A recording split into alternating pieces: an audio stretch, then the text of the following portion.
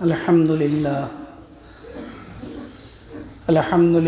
کفا وسلام علی عبادہ الذین اصطفیٰ اما بعد فاعوذ باللہ من الشیطان الرجیم بسم اللہ الرحمن الرحیم لن تنالوا البر حتى تنفقوا مما تحبون صدق اللہ العظیم وقال رسول اللہ صلی اللہ علیہ وسلم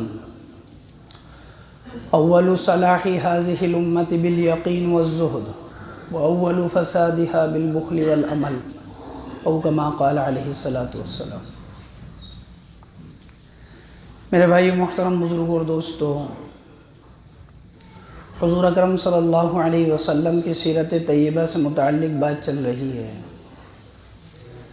حضور اکرم صلی اللہ علیہ وسلم کا مدینہ المنورہ میں مسجد کا قائم کرنا، صحابہ کے درمیان میں آپس میں بھائی چارگی پیدا کرنا، اذان کی مشروعیت کا ہونا، یہ ساری چیز آپ کے سامنے آئی۔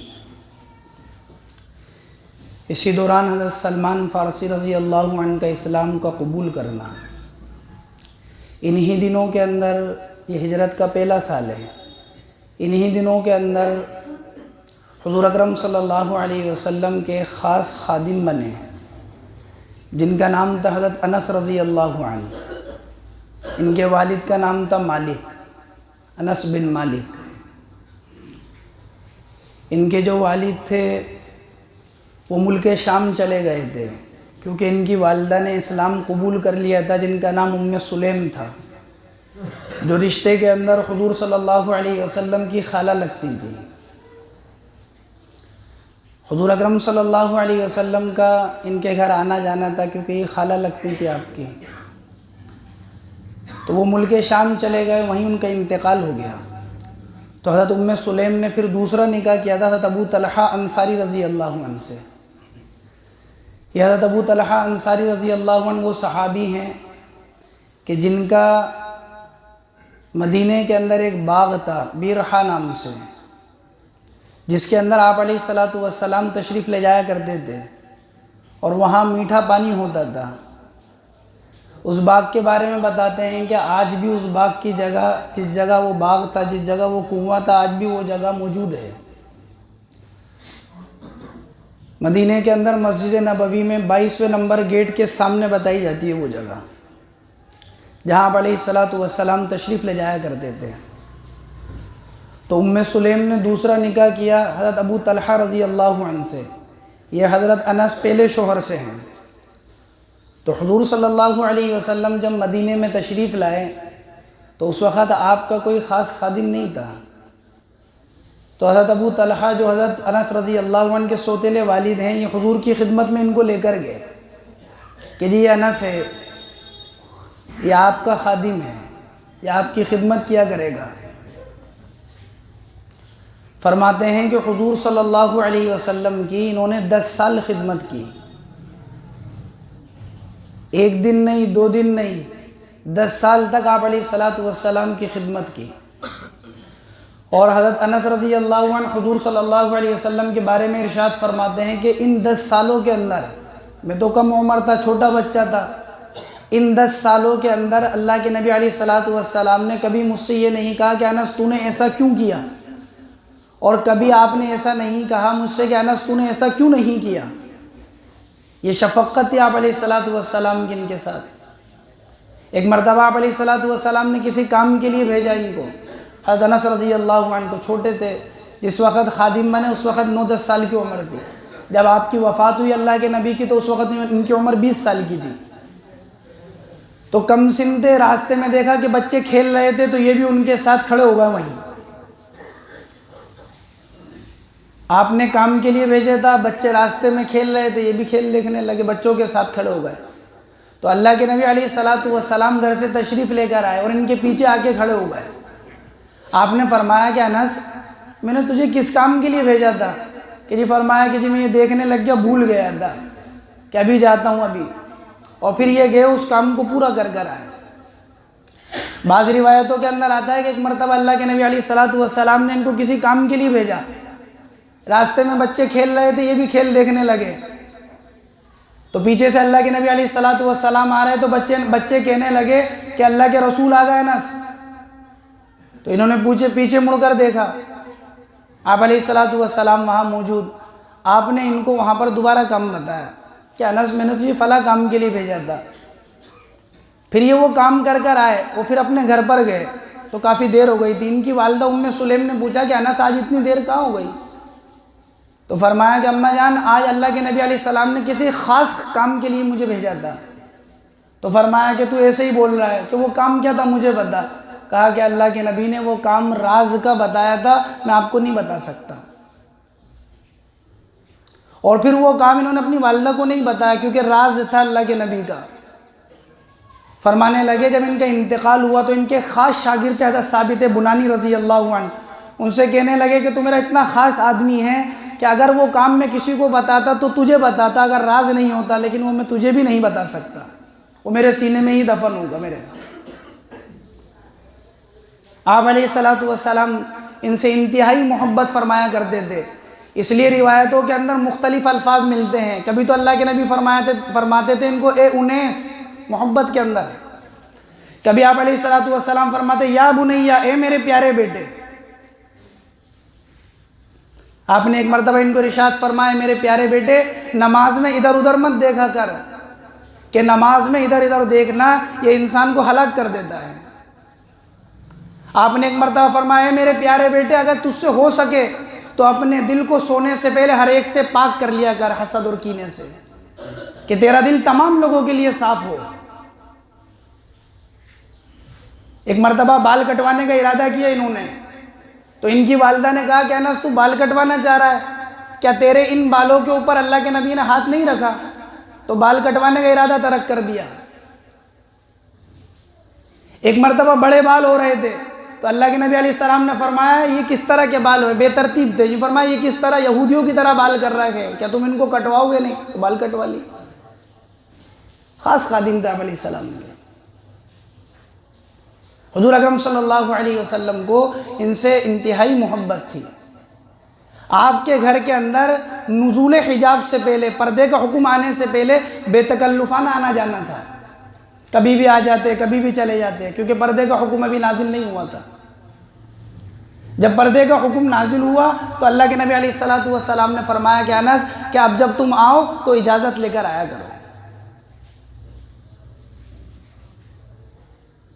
ایک مرتبہ ان کے مالی نے کہا باغ کے اندر، یوں فرمایا مالی آیا اور مالی نے کہا کہ جی بڑی خشک سالی ہے، بارش نہیں ہو رہی ہے، زمین سے پانی نہیں نکل رہا ہے، کھیتوں کے حالات اچھے نہیں ہیں۔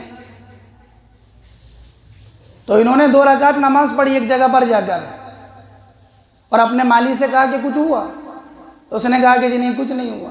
پھر 2 رکعت پڑھی، روایتوں میں آتا ہے 3 سے 4 مرتبہ انہوں نے نماز پڑھی، اور پھر اپنے مالی سے پوچھا کہ کیا ہوا؟ اس نے کہا کہ جی آسمان کے اوپر کچھ بادل آئے جیسے پرندے کے پر ہوتے اتنے بادل۔ نماز پڑھتے رہے حتیٰ کہ وہ بادل پھیلتے رہے، نماز پڑھتے رہے پھیلتے رہے، یہاں تک کہ وہ بہت دور تک وہ بادل چلے گئے۔ مالی نے کہا کہ جی وہ بادل تو بڑے دور تک چلے گئے، بارش ہونے لگی ہے۔ ایک گھوڑے کی طرف اشارہ کر کے فرمایا کہ یہ گھوڑا لے کر جاؤ اور دیکھ کر آؤ کہاں تک ہے یہ بادل۔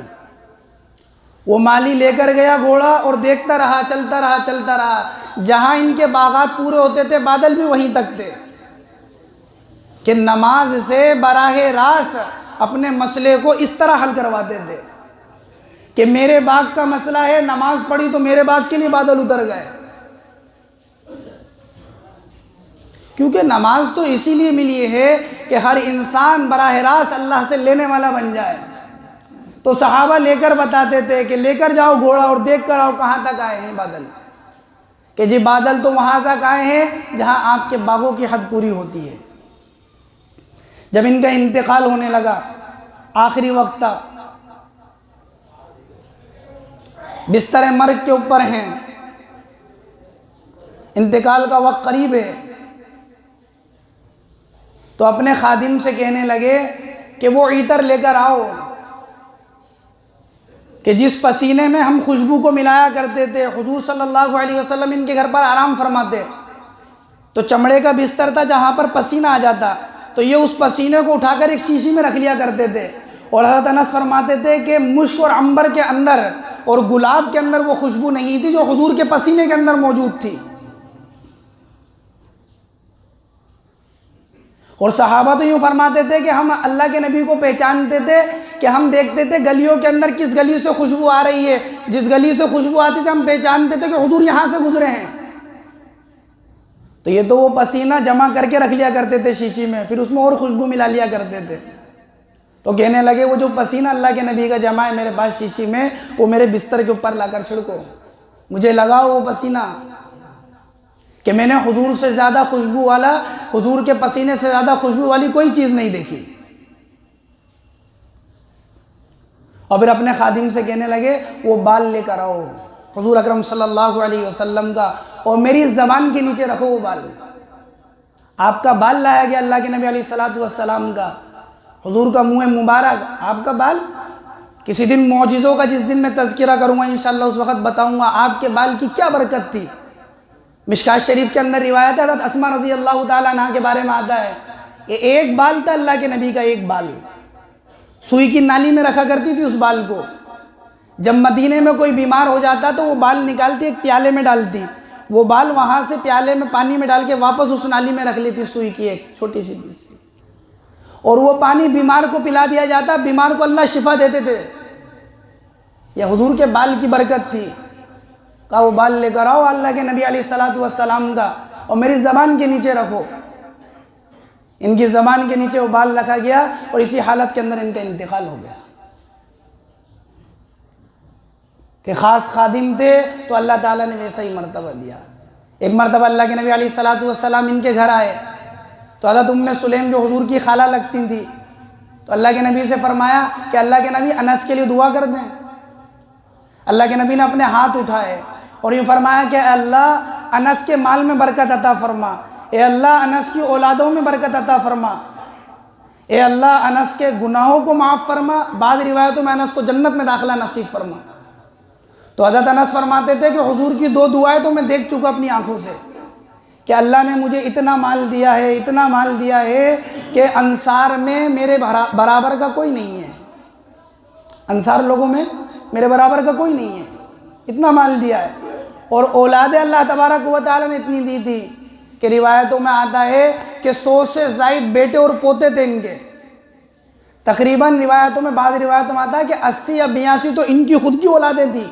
حضرت انس رضی اللہ عنہ کی ایسی اولادوں میں برکت دی تھی اللہ تبارک و تعالیٰ نے، اور اس حال کے اندر دنیا سے گئے کہ آپ علیہ الصلوۃ والسلام ان سے خوش تھے، آپ کی خدمت کی۔ حضرت انس رضی اللہ عنہ فرماتے تھے کہ جس دن اللہ کے نبی مدینہ المنورہ میں تشریف لائے سارا مدینہ روشن ہو گیا، اور جس دن اللہ کے نبی مدینے سے گئے کہ اندھیرا سا چھا گیا تھا۔ حضرت فاطمہ نے ان سے پوچھا تھا کہ انس تیرے دل نے کیسے گوارا کیا کہ تو نے اپنے ہاتھوں سے مٹی ڈال دی اللہ کے نبی کی قبر کے اوپر، تیرے دل نے، تو تو خاص خادم تھا، تیرے دل نے کیسے گوارا کیا؟ تو سن 1 کے اندر یہ واقعہ حضرت انس رضی اللہ عنہ خادم بنے اللہ کے نبی علیہ الصلوۃ والسلام۔ اسی سال کے اندر بیر روما ایک کنواں تھا جو یہودی کا تھا، اور وہ یہودی مدینے میں جو کنویں تھے وہ کھاری پانی کے کنویں تھے، یہ کنواں یہودی کا تھا، میٹھے پانی کا تھا، وہ پانی کو بیچا کرتا تھا۔ تو اللہ کے نبی علیہ الصلوۃ والسلام نے فرمایا کہ ہے کوئی جو اس کنویں کو خرید لے اور مسلمانوں کے لیے وقف کر دے، اور اللہ تبارک و تعالی جنت کا چشمہ اسے نصیب فرما دے، ایک روایت میں، اور دوسری روایت میں فرمایا اللہ کے نبی علیہ السلام نے کہ اللہ جنت میں اس سے زیادہ بہتر عطا فرما دیں اس کو۔ تو حضرت عثمان رضی اللہ عنہ نے کہا کہ اللہ کے نبی میں اس کو خریدوں گا۔